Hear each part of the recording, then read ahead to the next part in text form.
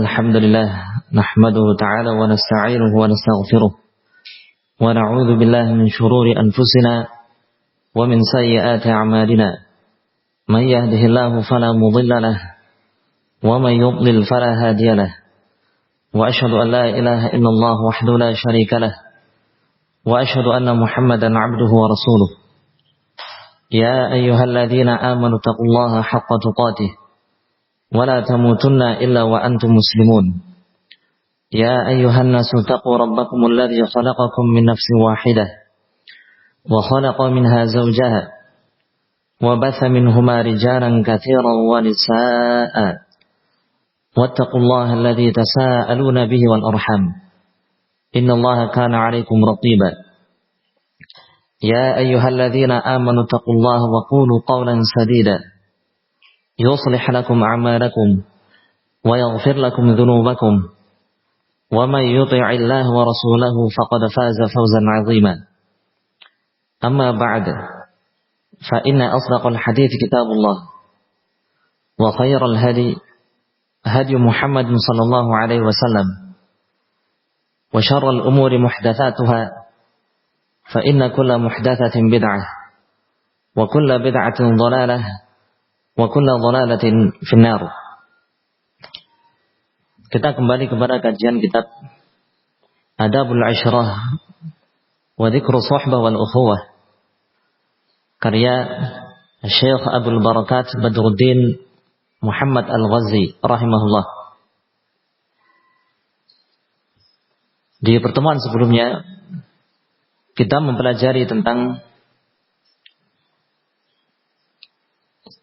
taharril muwafaqah, berusaha untuk sekata dengan sahabat-sahabat kita. Tidak terlalu banyak berselisih, tidak terlalu banyak berseberangan selama itu bukan dalam bentuk pelanggaran syariat. Maka mengapa kita harus berselisih dengan sahabat-sahabat kita ini? Demikian pula kita pelajari tentang keharusan azab 'alal ikhwan, membela kehormatan saudara-saudara kita. Kita bela dan kita ungkapkan uzur-uzur mereka. Kita carikan uzur, alasan ya, ketika ada celaan terhadap sahabat-sahabat kita ini. Demikian pula kita pelajari ihtimalul adha. Ihtimalul adha yakni bersabar menghadapi segala hal yang mungkin mengganggu dan menyakitkan yang dilakukan oleh saudara-saudara kita, sahabat-sahabat kita. Memang itu berat, namun demikianlah di antara adab al-ishrah, adab-adab di dalam bergaul, bersahabat. Demikian pula kita pelajari tentang al-indisat fi nafs wal mal. Ya, melapangkan untuk sahabat kita ini ya, diri kita dan harta benda kita. Ya. Sehingga ya, menganggap saudara-saudara kita adalah diri kita sendiri. Al-indisat lil ikhwan fi nafs wal mal. Dan tidak menganggap mereka itu berbeda. Tidak menganggap mereka itu orang lain yang jauh. Tidak. Mereka adalah bagian dari kita. Demikian pula kita pelajari dilarangnya at-tabaghud, at-tadabur, at-tahasud. At-tabaghud saling membenci. At-tadabur saling membelakangi. Dan at-tahasud saling iri. Yakni tidak suka, saling tidak suka ketika orang lain sahabatnya mendapatkan nikmat dari Allah Subhanahu wa taala. Ya, meninggalkan perangai-perangai yang tercela ini. Demikian pula kita pelajari hendaknya persahabatan kita itu ya, bukan persahabatan yang dibangun di atas kepentingan duniawi. Sehingga ketika kepentingan duniawi itu habis, maka habis pula persahabatan kita, terhenti. Tidak. Bahkan hendaknya kita bersatu, bersahabat, bersaudara, ala bughdid dunya, di atas asas membenci dunia, membenci perkara-perkara duniawi. Sebab seringkali terjadi perpecahan dan gesekan dengan sebab perkara-perkara duniawi. La yaqa'u bainahumul mukhalafah illa bisababiha. Seringkali tidak terjadi di antara mereka yang saling bersaudara dan bersahabat suatu perselisihan, perpecahan, kecuali biasanya dengan sebab duniawi, perkara-perkara dunia. Demikian pula kita pelajari sebelumnya tentang bagaimana adab al-ishrah ma'an niswan wal ahl, bergaul bersama keluarga dan istri. Allah Subhanahu wa taala menciptakan istri-istri kita dengan keadaan kurang akal dan agamanya. Namun Rasulullah sallallahu alaihi wasallam menyebutkan khairukum li ahli. Sebaik-baik kalian adalah orang yang terbaik di dalam berinteraksi, bergaul dan keluarganya. Maka baik atau tidaknya kita bisa diukur dengan bagaimana interaksi kita dengan keluarga kita, terutama istri kita. Jika pergaulan kita baik terhadap istri, menunjukkan insyaallah kita adalah orang yang baik. Namun jika pergaulan kita terhadap istri buruk, tidak membimbing mereka, tidak bergaul dengan mereka atas dasar rahmah, kasih sayang, arif, lemah lembut, dan memberikan arahan-arahan yang baik, berarti kita bukanlah orang-orang yang baik. Walaupun di luar nampak baik, namun di antara ukuran yang sangat jelas untuk menilai diri kita pribadi adalah bagaimana interaksi kita dengan keluarga. Sebab Nabi sallallahu alaihi wasallam mengatakan demikian, khairukum li ahli. Sebaik-baik kalian adalah yang terbaik di dalam bermuamalah, berinteraksi dengan keluarganya. Demikian pula kita pelajari di kesempatan sebelumnya tentang husnu muasyaratil khadim, bergaul yang baik bersama pembantu kita. Sebab mereka adalah saudara-saudara kita juga, hanya saja Allah takdirkan berada di bawah kuasa kita. Maka di antara bentuk pergaulan yang baik terhadap pembantu yang berada di bawah kita adalah memberi mereka makan seperti makanan yang kita makan. Memberi mereka pakaian sebagaimana pakaian yang kita kenakan. Dan tidak membebani mereka dengan beban tugas yang tidak mereka sanggupi. Demikian pula kita pelajari tentang bagaimana semestinya adab bagi ahlul aswaq wa tujar, para pedagang di pasar. Di antaranya adalah adam ikhlafil wa'd. Jangan sampai melanggar janji ketika kita berjanji kepada mereka. Kepada para pedagang yang lain. Namun sebaliknya ketika mereka berjanji namun menyelisih janji, kita banyak-banyak memberi uzur. Kita jangan melanggar janji kita. Namun ketika mereka melanggar janji kepada kita, kita banyak-banyak memberikan uzur. Mungkin mereka belum memiliki waktu yang dimudahkan oleh Allah. Demikian juga kita menganggap aktivitas kita di pasar itu sudah aktivitas duniawi yang sangat banyak, terlalu menyibukkan kita. Namun di sisi yang lain kita memandang teman-teman kita para pedagang di pasar, mereka banyak atau lama berada di pasar berdagang karena memang memiliki uzur. Sehingga terkait dengan diri kita mencela diri sendiri. Ya, sudah keterlaluan saya ini. Ya, terlalu lama berada di pasar, terlalu sibuk di sini.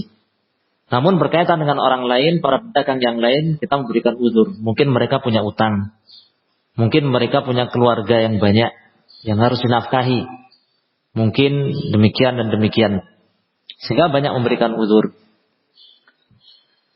Nah, dan adab-adab lain yang telah kita pelajari, yang disebutkan oleh penulis rahimahullah bagi para pedagang. Kita lanjutkan pembahasan berikutnya. Beliau Syekh Abdul Barakat Badruddin Muhammad Al-Ghazi rahimahullah mengatakan, wa minha al-'afwu 'an hafwatil ikhwan. Nah, di sini halaman 48. Wa minha, dan di antara adab-adab tersebut di dalam bergaul adalah al-'afwu, memberikan maaf, an hafwatil ikhwan, atas ketergelinciran, kesalahan, kekhilafan saudara-saudaranya. Fin nafsi wal mal, yang berkaitan dengan pribadi atau harta benda.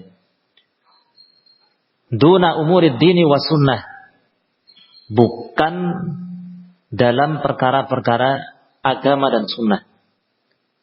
Yakni memberi maaf terkait dengan kesalahan yang bukan kesalahan prinsip agama dan sunnah. Ya, hanya berkaitan dengan harta benda, ya, gesekan pribadi. Nah, maka inilah yang hendaknya diberi maaf. Ya, memberikan maaf. Liqauli ta'ala, Allah Ta'ala berfirman, wal ya'fu wal yasfahu. Hendaklah mereka memberi maaf dan hendaklah mereka benar-benar melapangkan. Ya. Telah kita pelajari perbedaan al-'afwu dan as-safh. Yaitu bahwa as-safhu lebih mengena. Ya, lebih utama, lebih sempurna dan lebih baik daripada al-'afwu. Sebab al-'afwu, seseorang melapangkan walaupun masih ada sisa-sisa di dalam hatinya. Tapi dia memaafkan. Dia tidak menghukum. Ya. Adapun as-safhu benar-benar seolah melupakan dan melapangkan. Dari kata as-safhu artinya sisi. Ya, sisi leher kita. Ibarat kesalahan orang itu ya berada di satu sisi, satu arah, kemudian kita palingkan wajah kita dari kesalahan tersebut dan kita tidak melihatnya. Benar-benar ya tidak ada sisa di dalam hati kita. Benar-benar melapangkan. Sehingga as-safhu itu lebih utama daripada al-'afwu. Dan tentunya lebih sulit. Nah,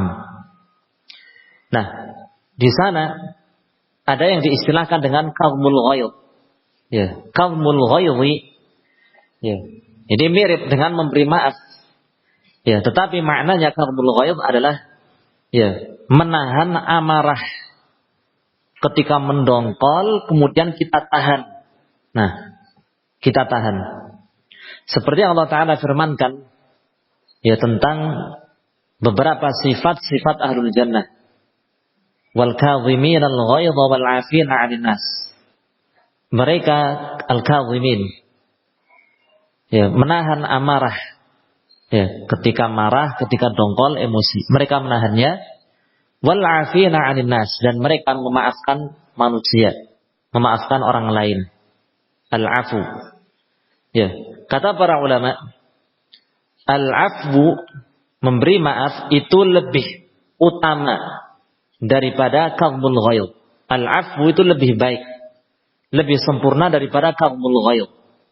Qadmul ghaidh menunjukkan dia masih memendam, dongkol sekali, tapi berusaha biar tidak terlampiaskan saja. Ya, tapi masih dongkol. Adapun al-'afwu sudah tidak dongkol, cuma masih ada sisa-sisa. Ya. Nah, yang lebih baik dari qadmul ghaidh dan al-'afwu adalah as-safh. Ya. Sehingga kalau kita ya disebutkan atau kalau kita pelajari tingkatannya, yang pertama adalah qadbul ghaidh, yang paling bawah. Ya. Berusaha untuk menahan amarah, tapi masih mendongkol. Ya.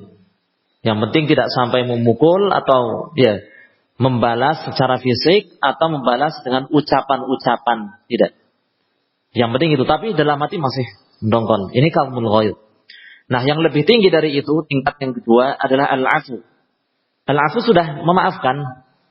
Ya, memaafkan dan tidak mendongkol lagi, tetapi masih ada sisa-sisa. Masih teringat, masih ini, masih itu.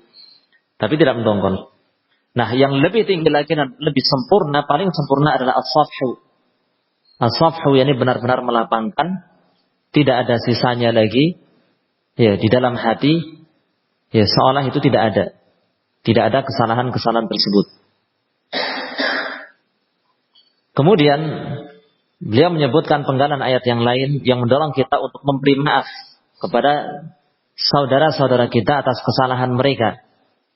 Wa qawlihi, dan karena Allah Ta'ala berfirman, wa an ta'fu aqrabu littaqwa. Dan kalian memberi maaf itu lebih baik atau lebih dekat dengan ketakwaan. Memberi maaf itu lebih dekat dengan ketakwaan. Ya. Berarti sebaliknya, kalau tidak memberi maaf itu lebih jauh dari sifat takwa. Ya. Sehingga yang diridhai oleh Allah Subhanahu wa taala adalah memberi maaf. Namun, sebagaimana yang diterangkan oleh beliau rahimahullah, memberi maaf ini berkaitan dengan kesalahan-kesalahan di dalam urusan pribadi atau al-mal, harta benda, uang. Ya, bukan dalam urusan prinsip agama. Ya, ad-din dan sunnah. Jika itu merupakan pelanggaran terhadap agama, ya, pelanggaran terhadap sunnah mengarah ke bid'ah, misalkan, maka yang semacam ini tidak bisa dibiarkan. Ya, tidak bisa dibiarkan. Nah, terus bagaimana? Ya, kita nasihati. Ketika memungkinkan, kita mampu menasihati, kita nasihati. Ya. Ketika kita pribadi, kita sendiri tidak mampu menasihatinya secara langsung, boleh kita meminta bantuan kepada yang lain yang sekiranya mampu menasihati. Ya. Namun, tentu tahapan pertama tidak langsung kita sebarluaskan. Ya, tapi an-nasihah sirron, memberikan nasihat secara sembunyi-sembunyi. Ya, tidak kita sebarluaskan, hati-hati fulan mulai menyimpang. Ya, di dalam agamanya, di dalam sunnahnya. Ya. Nah ini, fulan melakukan dosa-dosa besar ini dan itu. Nah, tidak. Nasihat secara sirron. Ya. Kalau kita merasa tidak mampu dan sudah mentok untuk menasihatinya, bisa kita sampaikan kepada orang lain yang sekiranya mampu menasihati. Ya. Sehingga bertahap. Ya. Sehingga bertahap. Nah, sampai pada taraf, ya, kalau memang mengharuskan, ya mungkin, ya, kita terangkan kepada yang lain bahwa fulan demikian, hati-hati. Ini jika memang membahayakan, ya, membahayakan orang lain. Nah, intinya adalah memberikan maaf atas kesalahan dan ketergelinciran saudara-saudara kita yang berkaitan dengan pribadi, ya, antara kita dengan mereka, ya, pribadi. Maka memberi maaf sebisa mungkin. Nah, pertanyaannya, apakah memberi maaf itu selalu baik? Ya, selalu tepat? Ya. Ternyata Allah Subhanahu wa taala mengisyaratkan di dalam ayat yang lain bahwa memberi maaf yang terpuji adalah memberi maaf yang memberikan efek positif. Ya, memberikan efek positif. Adapun jika memberi maaf justru menambah mudarat, menambah mafsadat, maka bisa saja, ya, kita tidak memberi maaf dan kita berusaha untuk mengambil hak kita, ya, atau berusaha agar orang tersebut dihukum. Nah, hanya saja kan menimbang maslahat dan mafsadahnya, ya, yang lebih baik dimaafkan atau tidak, maslahat-maslahatnya bagaimana, kan nggak sembarang, harus hati-hati. Ya, apalagi kita selaku pihak yang disakiti, dizalimi, yang sangat berpotensi untuk terbawa emosi. Wah, menganggap yang maslahat adalah kita hukum. Yang maslahat adalah begini dan begini dan seterusnya. Padahal terbawa emosi. Ya, sehingga di dalam menimbang maslahat dan mafsadat pun harus berhati-hati. Dan alangkah baiknya meminta masukan, meminta saran, pertimbangan kepada orang yang lebih berpengalaman atau lebih bijak dan lebih berilmu. Nah, yang jelas secara teori tidak selalu memberi maaf itu terpuji. Memberi maaf yang terpuji seperti tadi adalah al-afu, memberikan maaf, memaafkan yang memberikan efek positif. Adapun jika memaafkan justru menimbulkan efek negatif, mafsadat yang lebih besar, maka justru ketika itu al-afu, memberi maaf itu menjadi tercela. Hal ini disyaratkan oleh Allah Subhanahu wa taala di dalam firman-Nya, "Faman 'afa wa aslaha fa ajruhu 'ala Allah." Faman 'afa, maka barang siapa memberikan maaf, wa aslaha, dan dia memberikan maslahat. Dia memberikan maslahat. Menyebabkan timbulnya hal yang lebih bermaslahat, keadaan yang lebih baik. Memberikan efek positif dengan dia memberi maaf. Fa ajruhu 'ala Allah. Maka pahalanya ditanggung oleh Allah Subhanahu wa taala. Sehingga memberi maaf yang berpahala itu kalau memberikan islah, menimbulkan efek islah. Yakni efek positif yang lebih besar daripada mafsadatnya, efek negatifnya. Faman 'afa wa aslaha fa ajruhu 'ala Allah. Nah, sehingga perlu menimbang maslahat dan mafsadat, dan ini harus berhati-hati mana yang lebih baik. Bisa jadi itu sekedar ketergelinciran, khilaf, biasanya tidak seperti itu, qadarullah terjadi, atau mungkin sekali dua kali, tapi bukan menjadi kebiasaan dia terus menerus pasti seperti itu. Jadi kebiasaan dia. Biasanya dia amanah, tapi mungkin tergelincir di sini dan dia salah. Yang seperti ini dimaafkan, misalkan. Tapi kalau biasa, misalkan terkait dengan mal, harta benda, ini biasanya menipu ini. Biasanya meminta modal, tetapi ternyata hilang. Nah, seperti ini apakah lebih baik dimaafkan? Datang ke sana ternyata, datang ke orang yang lain, minta modal lagi. Saya punya proyek ini, minta modal begini. Wah, ternyata hilang. Nggak ada kabar. Ditanya katanya, "Afwan, saya sebenarnya punya ini, punya itu. Saya sebenarnya punya utang ini dah." Kenapa nggak terus terang dari awal sehingga bisa kita bantu, kan begitu? Kenapa harus dengan cara penipuan? Kenapa harus dengan cara menipu, mengatakan butuh modal untuk proyek, padahal untuk kembalikan utang. Itu pun klaim dia mengembalikan utang, bisa jadi untuk dimakan langsung. Wallahu a'lam. Kenapa tidak dengan cara yang benar? Kalau memang butuh nggak perlu menipu, kan begitu. Sebab Islam adalah syariat yang sempurna, syariat yang indah. Banyak solusi di dalam agama Islam untuk orang-orang yang semacam ini, yang memang membutuhkan kesulitan dalam finansialnya, nggak perlu menipu misalkan. Seperti zakat, sedekah, infak kan banyak. Daripada harus menipu, mending yang halal. Walaupun itu zakat kan halal. Kenapa harus menipu? Nah, yang jelas orang yang semacam ini memang sudah menjadi kebiasaan dia. Seperti itu. Ternyata banyak orang yang dia tipu. Secara teori orang yang seperti ini jangan dimaafkan. Secara teori. Kenapa? Karena akan memberikan efek negatif dan mafsadat yang lebih besar terus menerus. Terus gimana? Kita kendalikan. Walaupun tidak harus mungkin langsung dilaporkan ke pihak yang berwenang, mungkin nggak harus. Gimana caranya? Nah, ini yang perlu dibahas bersama-sama. Kan? Itu seandainya terjadi maksudnya. Ini contoh saja. Itu contoh saja. Sehingga gimana biar kesalahan dia tidak terus dia lakukan karena sudah menjadi kebiasaan dia. Nah, adapun memberi maaf yang terpuji seperti tadi yang memberikan islah, perbaikan. Efek positifnya besar. Lebih besar daripada mafsadatnya. Nah, di dalam ayat yang lain Allah Subhanahu wa taala juga mendorong kita, memotivasi kita untuk suka memberi maaf. Tentu yang dimaksud adalah memberi maaf yang positif, yang terpuji. Di antara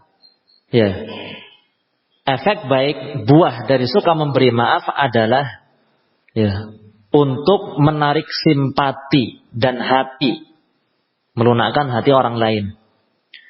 Bahkan bisa jadi orang tersebut pada asalnya adalah musuh kita, tetapi kita ketika berbuat baik dengannya, kita memaafkan kesalahan dia, justru dia menjadi seperti teman dekat kita, sahabat kita.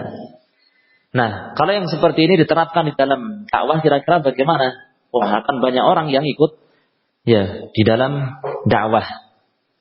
Dakwah salafiyah, Ahlussunnah wal Jamaah. Kenapa? Orangnya suka melapangkan, suka memberi maaf.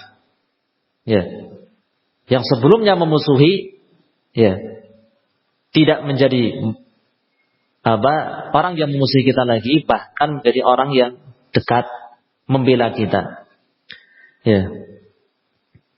Seperti yang Allah Ta'ala firmankan bagaimana di dalam surat Fussilat, seingat saya. Ketika Allah Subhanahu wa Ta'ala menghasung kita untuk memberikan maaf, maka orang yang sebelumnya memusuhi kita, tiba-tiba dia menjadi seperti teman dekat. Ka'annahu waliyun hamim. Wali, yakni orang yang dekat dengan kita, sahabat dekat. Hamim, yang menyayangi kita. Namun ini membutuhkan kesabaran yang besar untuk bisa memberikan maaf. Kita lanjutkan adab yang berikutnya. Kata penulis rahimahullah, wa minha husnul jiwar wa an ya'manaka jaruka fi asbabihi. Dan diantaranya adalah husnul jiwar,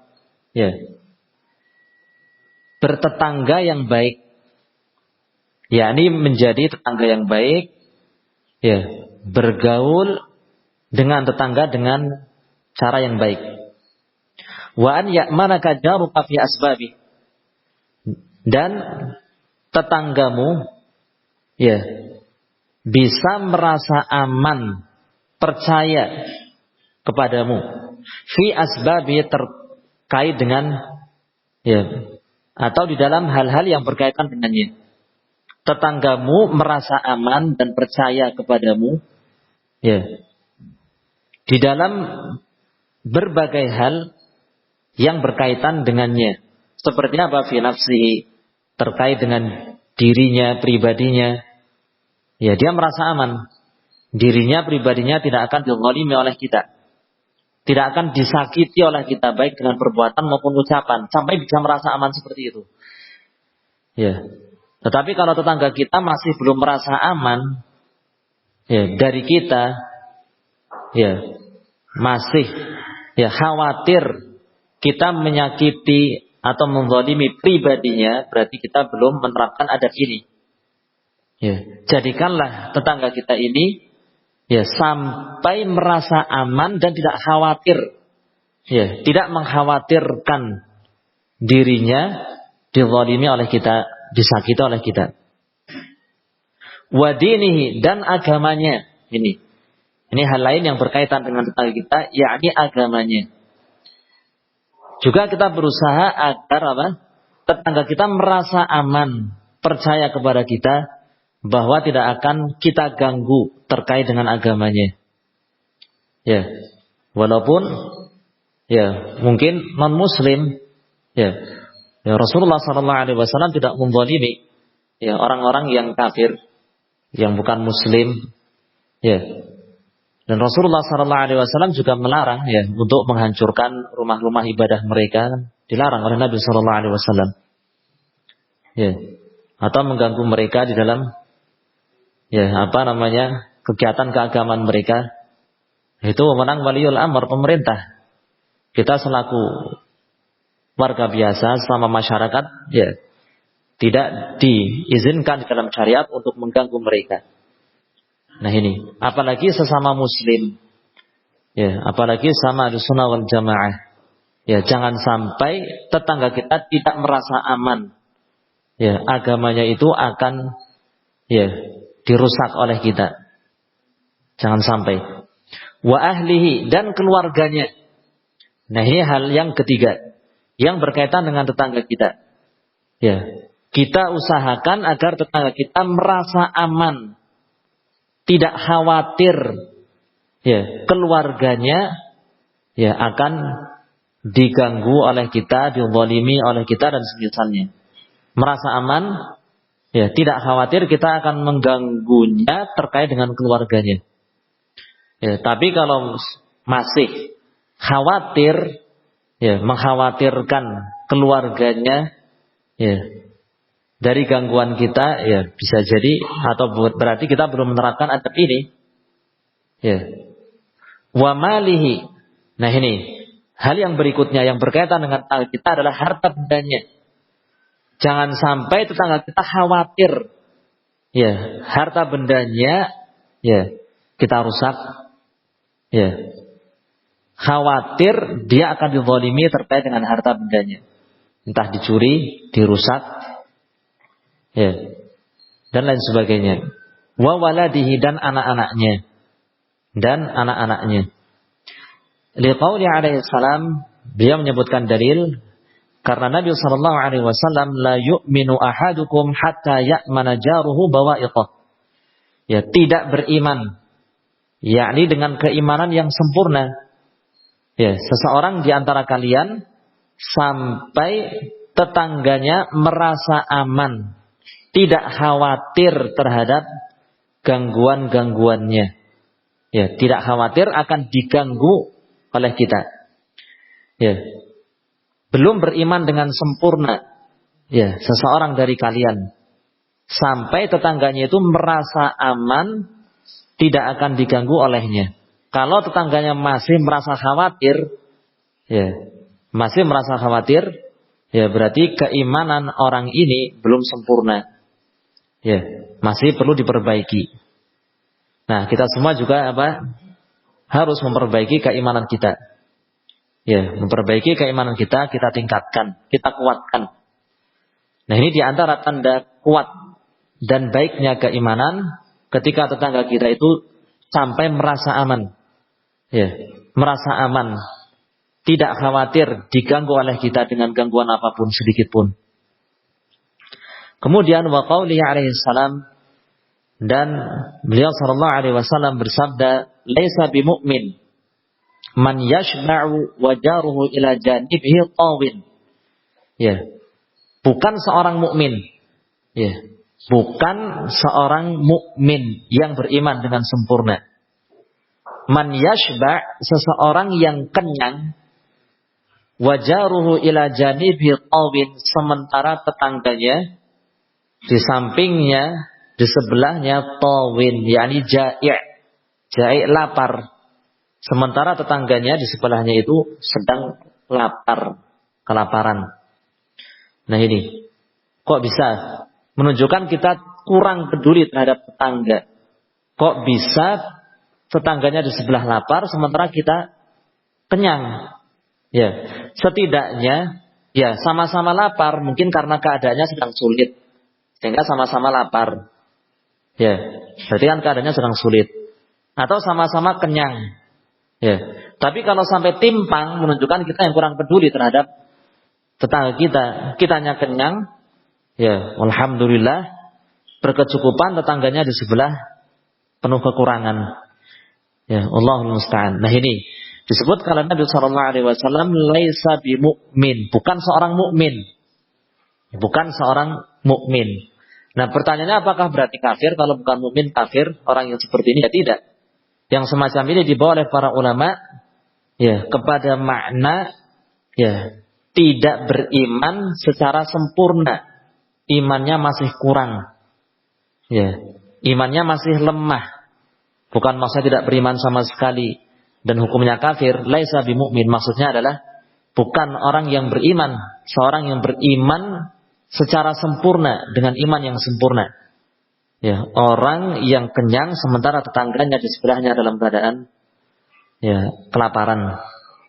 Nah ini, ya nampak dari hadis ini, ya Nampak dari hadis ini, ya, makna umum menyeluruh. Tidak melihat tetangganya di sebelahnya itu sama-sama muslim atau tidak. Ya kan menyeluruh. Ya, mungkin tetangganya non muslim, orang kafir, tapi kelaparan, kita kenyang, ya sama saja. Ya, sebab walaupun kafir, bukan muslim, tetapi memiliki hak atas kita, itu hak ya bertetangga selaku tetangga kita. Ya. Nah ini.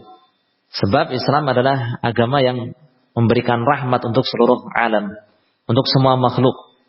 Ya, bisa kita lihat hadis ini nampak lafadznya umum, menyeluruh semua keadaan, ya, baik tetangga kita muslim maupun bukan. Laisa bimu'min man yashba' wa jaruhu ila janibihi tawin. Nah. Kemudian wa qawlihi, hadis yang ketiga. Dan Nabi SAW bersabda, la tu'zi jaraka biqutari qidrik. Jangan engkau mengganggu atau menyakiti. Mengganggu, menyakiti, ya, ya, jaraka tetanggamu. Biqutari qidrik, dengan asap, ya, pancimu. Ya, maksudnya apa? Yani asap masakanmu. Baunya sampai ke mereka, ya, sehingga merekanya ya merasa apa, ya sakit lah. Mereka kelaparan, ya, sudah mencium ya aroma lezat masakanmu, tetapi kamu tidak memberi mereka, yang sakit kan, sakit hati. Rasanya bagaimana perasaannya? Ya, terlebih ketika tetangga kita kelaparan, wah kitanya masak enak, ya, asapnya sampai ke sebelah. Tapi kita tidak memberi mereka sedikit pun. Ya sakit hati lah. Perasaannya bagaimana ini? Lagi lapar-lapar begini. Misalkan. Nah yang seperti ini disebutkan di dalam hadis ini sebagai bentuk idza azan, mengganggu, menyakiti. Ya. Sehingga jangan sampai kita melakukan seperti itu. Karena ini termasuk azan, idza, mengganggu dan menyakiti tetangga kita. Walaupun dengan asap saja, mungkin kita nggak sengaja, tapi itu sudah termasuk adzan, mengganggu dan menyakiti hati mereka, perasaan mereka. Ya. La tu'dhi jaraka biqutari qidrik, wala bilisanika aidan, dan jangan pula mengganggu tetanggamu bilisanika aidan. Ya. Dengan lisanmu juga, lidahmu, ini ucapanmu. Jangan mengganggu mereka, menyakiti mereka. Wala tahsudhu fi syai'in min ahwalihi wa af'alihi. Dan jangan hasad kepadanya, kepada tetanggamu. Fi syai'in, ya, di dalam perkara apapun, min ahwalihi wa af'alihi, dari keadaannya atau dari perbuatannya. Ya, mungkin keadaannya Masya Allah keadaan yang baik, makmur, sejahtera, ya, atau af'alihi, perbuatannya, pekerjaannya. Jangan hasad kepada tetanggamu. Ya, jangan hasad. Apa makna hasad? Ini karahiyat, ya, in'amillahi 'alal ghair. Benci, tidak suka, ya, Allah memberi nikmat kepada orang lain. Ya. Karahiyah, ketika ada rasa tidak suka, benci, berarti itu sudah hasad. Walaupun kita tidak mengucapkan sepatah kata pun berkaitan dengan itu, juga tidak melakukan satu perbuatan pun, ya, terkait dengan hasad, tidak. Tapi hasad itu adalah, ya, penyakit di dalam qalbu pada asalnya. Walaupun seringkali terucap, nampak dalam ucapan dan perbuatan, tapi hasad itu adalah penyakit di dalam qalbu pada asalnya. Ya, hakikatnya adalah tadi karahiyat, membenci, tidak suka. Ya, ketika muncul rasa ketidaksukaan, orang itu mendapatkan nikmat yang tidak ada pada kita, kita tidak memilikinya, itu berarti sudah hasad. Nah, disebutkan dalam hadis ini, wala tahsudhu fi syai'in min ahwalihi wa af'alihi, dan janganlah engkau hasad kepadanya dalam perkara apapun, ya, dari keadaan-keadaan tetangga atau perbuatan mereka, pekerjaan mereka, aktivitas mereka. Jangan hasad. Ya, atau mungkin punya acara walimah, masya Allah lebih wah daripada acara walimah saya dulu. Wah, hasad, ya jangan. Ini kan termasuk kan perbuatan atau keadaan. Ya. Atau perkara apapun, harta bendanya, rumahnya, ya anak-anaknya, jangan hasad. Ya. Memang ini berat, ya, tentunya kan berat. Ya, sebab yang namanya apa manusia, ya disebutkan oleh para ulama pasti ada unsur hasad di dalam hatinya. Hanya saja orang yang baik itu berusaha untuk mengikisnya. Ya, dan jangan sampai ya muncul ya efek ya yang nampak dari hasad tersebut secara lisan dan perbuatan. Berat tapi harus dikikis, dilawan. Nah, ini ujian dari Allah Ta'ala. Ya, tidak seperti malaikat yang suci dan bersih dari penyakit-penyakit hati semacam ini. Adapun manusia penuh dengan ujian.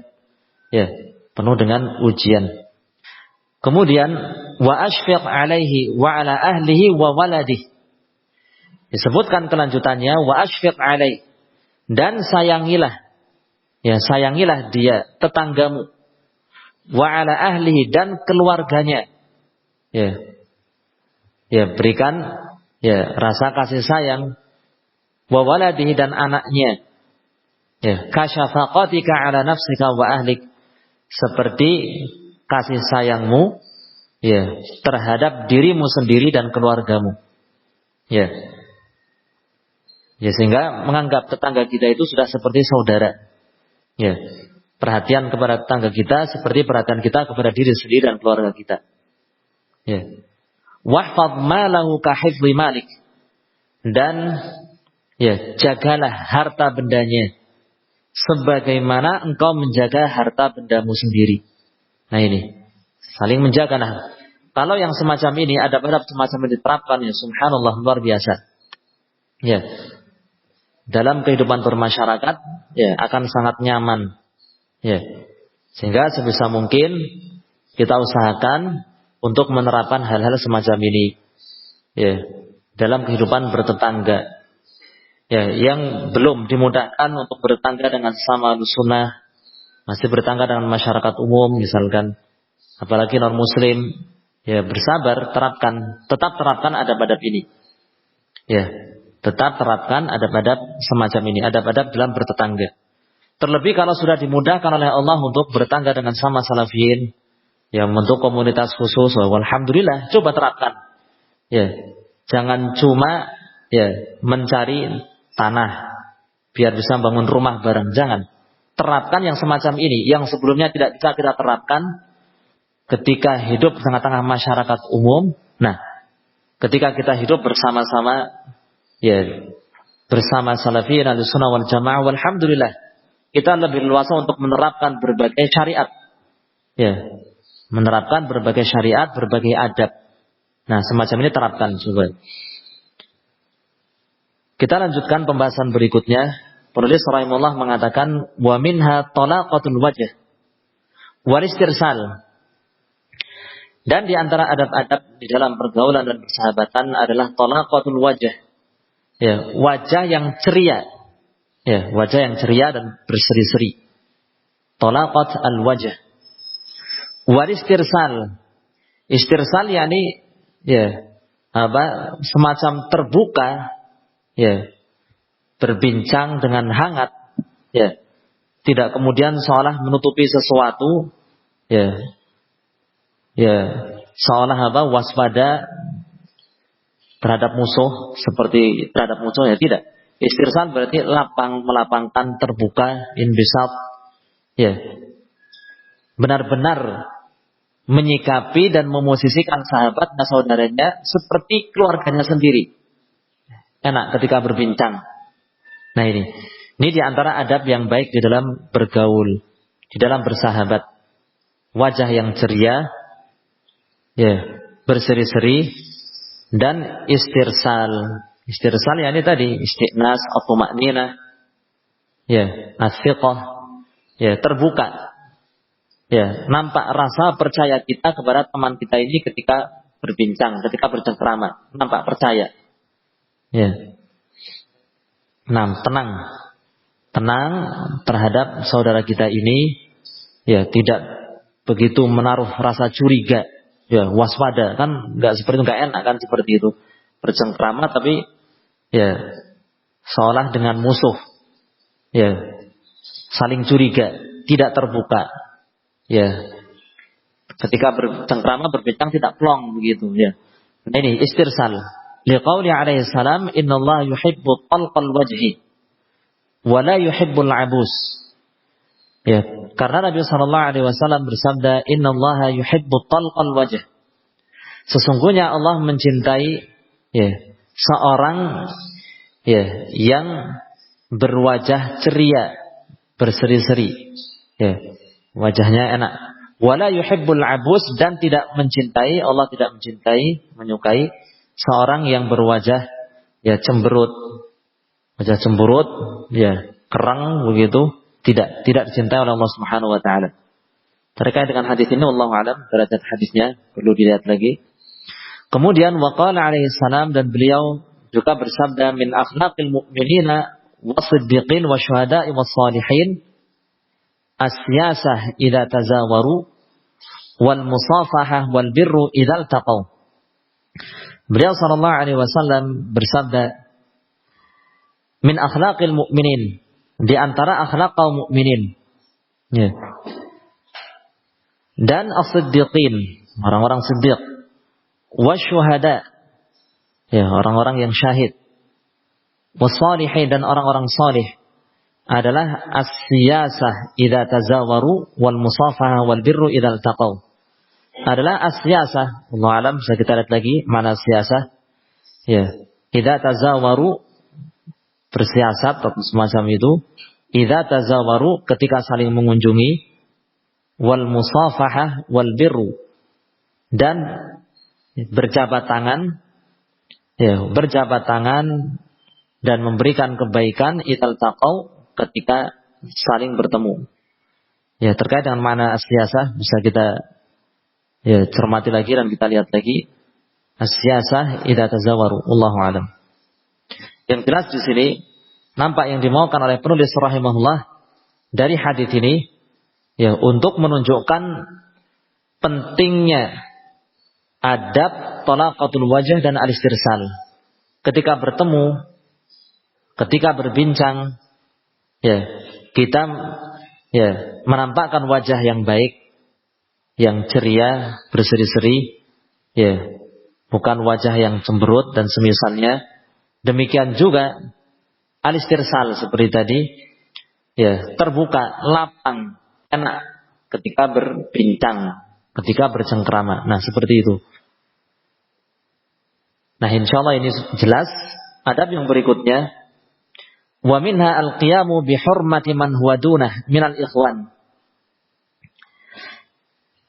Dan di antara adab-adab yang baik dalam bergaul adalah al-qiyam bi hurmati man huwa dunah minal ikhwan, menghormati, menghargai, memuliakan orang, ya, yakni sahabat-sahabat kita, saudara-saudara kita yang berada di bawah kita. Di bawah kita dalam hal apa biasanya? Bisa dari segi usia, lebih muda dari kita, tetap kita hargai, kita hormati, kita muliakan. Ya jangan sampai dia merasa kita hinakan, kita rendahkan, jangan. Kita muliakan, walaupun usianya di bawah kita. Atau di bawah kita dari segi apa? Ya, dari segi jabatan. Misalkan di kantor, begitu ya. Di perusahaan, juga sama, hargai, muliakan. Atau di bawah kita dari segi ilmu. Ya, kepada murid-muridnya, atau adik-adik kelasnya. Atau mungkin, ya, halakohnya. Ini Rasulullah saya sudah mau jilid 2, kalau ini masih jilid 1 awal lagi, misalkan. Ya contoh saja. Demikian juga Pak, dalam hal harta benda, misalkan ya harta bendanya, wah ini orang kaya raya dengan orang yang miskin, masya Allah. Tapi mereka bersaudara, bersahabat. Nah tetap menghargai, menghormati, memuliakan orang yang berada di bawahnya. Nah ini di antara adab yang baik. Fakaifa biman huwa fawqahu aw mithluh. Ya, maka bagaimana? Jadi terlebih kepada orang yang di atasnya atau setidaknya setara dengannya. Ya. kepada yang lebih rendah saja, di bawah saja, ya, harus memuliakan, ya, menghormati, menghargai, apalagi yang berada di atasnya dari segi usia, ilmu, jabatan, ya, harta ya mungkin saja, apalagi kalau orangnya baik, hartanya banyak dan banyak memberi, ya, banyak bersedekah, bermanfaat, ya harus kita harus kita akui, ya, harus kita akui jasa-jasanya, kebaikan-kebaikannya. Ya jangan, wah ini ya hartawan, orang kaya, nggak baik, ya pengejar dunia, nggak seperti itu. Ya, tetap hartawan, apalagi banyak memberi, ya sudah kita muliakan, anggaplah di atas kita. Karena banyak memberinya itu bukan semata-mata harta benda yang banyak. Ya, au mithluhu, atau setara dengan kita, juga harus menghormati. Sehingga kita harus menghormati semuanya, memuliakan semuanya, menghargai. Jangan sampai ada saudara kita yang merasa direndahkan dan dihinakan oleh kita. Ya, na'udzubillah. Kemudian beliau menyebutkan hadis, ya, tetapi hadis ini dilemahkan oleh Syekh Al-Albani rahimahullah. Namun sering disebutkan oleh para ulama karena maknanya benar, wallahu alam. Liqauli alaihi salam, sayyidul qaumi khadimuhum. Karena beliau alaihi salatu wasallam bersabda, sayyidul qaum, pemimpin suatu kaum, ya, adalah khadimuhum, yang melayani mereka. Nah, seperti tadi hadis ini ya dilemahkan oleh Syekh Al-Albani rahimahullah, namun nampaknya bermakna benar, kandungan maknanya benar. Ya, di antara makna yang diterangkan oleh para ulama terfahami dari hadis ini adalah seorang pemimpin itu bukan orang yang justru dilayani. Ya, seorang pemimpin yang sejati, yang baik itu bukan orang yang justru dilayani. Ya, minta dilayani. Ya. Pemimpin yang sejati itu justru yang banyak melayani dan memberikan bantuan kepada orang lain. Nah, itulah pemimpin. Sampai-sampai seorang, ya, ulama besar dari kalangan salaf, saya lupa siapa itu, Ibnu Mubarak atau Al-Hasan Al-Basri atau Ibnu Sirin, saya lupa. Ketika ditanya bagaimana Anda bisa memimpin, ya, menjadi figur tokoh, ya, bagi umat, ya, beliau menjawab kurang lebih intinya karena, ya, mereka butuh kepada saya, kan butuh ilmu, butuh bimbingan, butuh arahan, ya, mereka butuh kepada saya, ya, apalagi kalau mungkin orangnya kaya, ya. Kalau Ibnu Mubarak kan jelas kaya raya. Ibnu Mubarak, Al-Imam Abdullah bin Mubarak rahimahullah, di samping ilmunya luar biasa, imam, beliau juga kaya raya, banyak memberi sedekah kepada orang-orang yang membutuhkan, termasuk tulabul ilm, para penuntut ilmu. Nah, ini mereka butuh kepada saya, ya, sehingga saya bantu dengan ilmu, dengan arahan bimbingan. Apalagi tadi kalau kaya raya, bantu uang, ya, harta benda. Tetapi saya tidak butuh kepada mereka, saya tidak bertumpu kepada mereka. Mereka butuh kepada saya, tetapi saya itu tidak butuh untuk dibantu oleh mereka. Saya mampu mandiri. Nah, inilah sosok pemimpin yang sesungguhnya. Dan ini sangat sulit. Ya, bagi yang ingin mempelajari masalah kepemimpinan, ini di antara prinsip utamanya. Barang siapa yang ingin mempelajari, ya, menjadi pemimpin yang baik, kepemimpinan yang baik itu bagaimana? Nah, ini di antara prinsip dasarnya. Ya, banyak memberikan manfaat, ya, untuk orang lain. Ini sekali lagi niatnya lillahi ta'ala, ya. Tapi maksudnya misalkan ketika kita diuji oleh Allah menjadi pemimpin misalkan. Nah, bagaimana caranya menjadi pemimpin yang baik? Bukan maksud gimana caranya saya biar menjadi pemimpin, gak seperti sekarang bawahan terus, jangan. Itu niat yang gak baik. Intinya adalah yang semacam ini perlu kita pelajari, ya.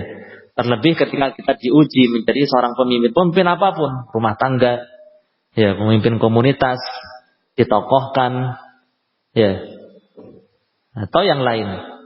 Yang jelas menjadi seorang pemimpin, ya, adalah bagaimana bisa memberi, ya, orang-orang butuh kepada kita, Kita bisa memberi bantuan finansial, bisa memberi arahan, bimbingan, bisa memberikan kebaikan, atau minimalnya dengan tenaga, suka membantu dengan tenaga. Tetapi tidak bersandar, tidak bergantung kepada mereka, tidak bergantung kepada orang lain. Nah, inilah pemimpin. Ini pemimpin yang baik, luar biasa.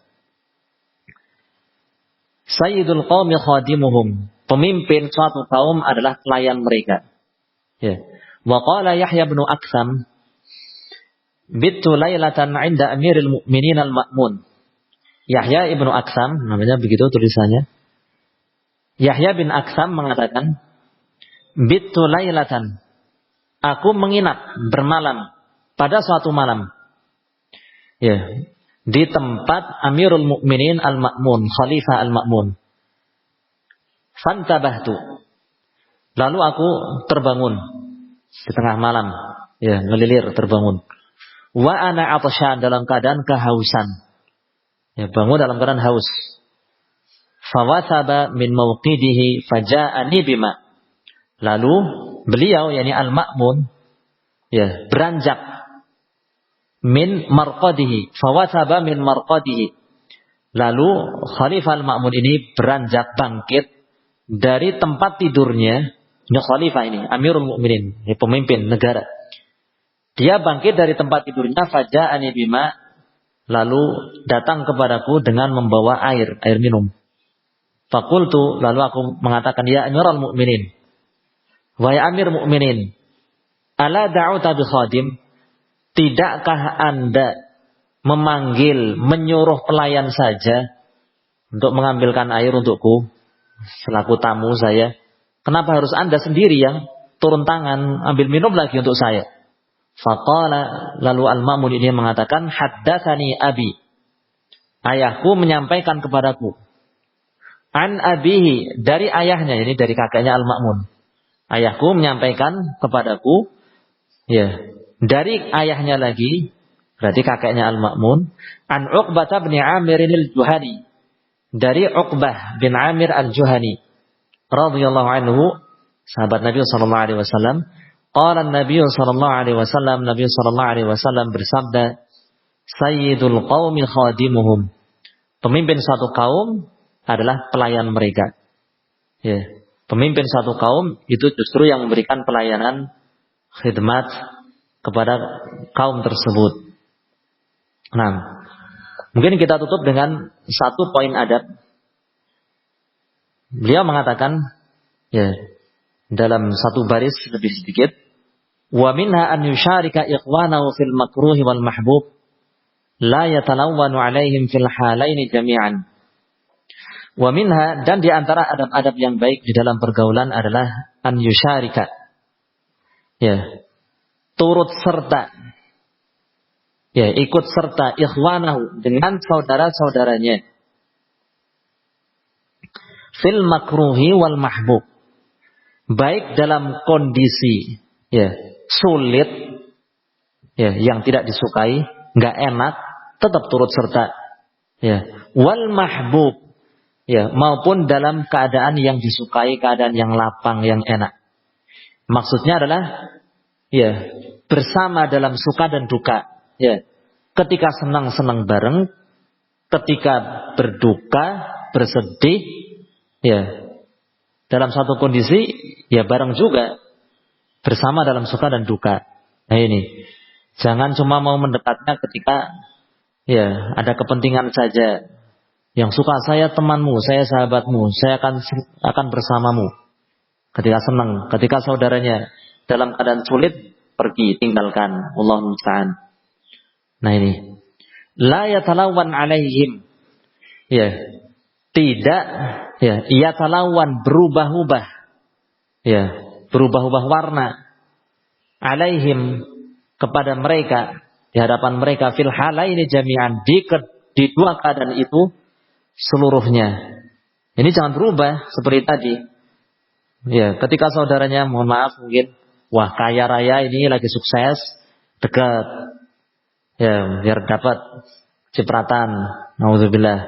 Tapi ketika saudaranya jatuh, bangkrut, tinggalkan. Allahul musta'an. Nah, tidak. Ya. Di antara adab yang baik dalam bergaul adalah ini, ya, tetap turut serta dengan saudara-saudaranya di dalam suka dan duka. Ya. Mungkin ini yang bisa kita pelajari di kesempatan siang hari ini. Semoga bermanfaat. Mohon maaf atas segala kurangan yang ada. Wallahu ta'ala a'lam bishawab. Walhamdulillah. Wa sallallahu ala nabiyyina Muhammad wa ala alihi wa sahbihi. Subhanakallahumma bihamdik asyhadu an la ilaha illa anta astaghfiruka wa atubu ilaik.